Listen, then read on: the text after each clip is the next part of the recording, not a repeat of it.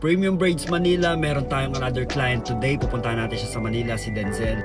Tingnan natin kung anong ipapagawa niya. Pero bago yon, again, pray muna tayo. Mabilisan lang. Prayers for our safety, okay? So dahil kakatapos lang rin natin mag-gym, medyo pagod pa tayo. Punta muna tayo ng coffee shop. Bibili muna tayo sa coffee shop ng kape. Yes sir. Let's go. Dito na tayo. Medyo matagal yung biyahe natin kasi umuulan, ang lakas ng ulan. And sabi sa balita, meron daw mga pagguho ng lupa. Pero nakarating naman tayo ng safe, yun ang importante. And then, punta na tayo sa client ko. Bababa ko na yung gamit. What style are you trying to get today, bro? Just 6. 6 straight back. 6 straight back. Kasama natin syempre si Denzel.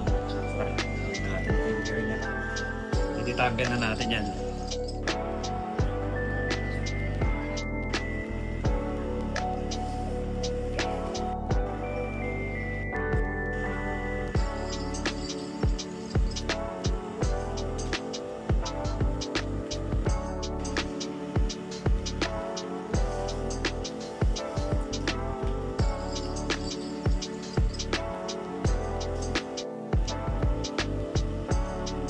Tayo.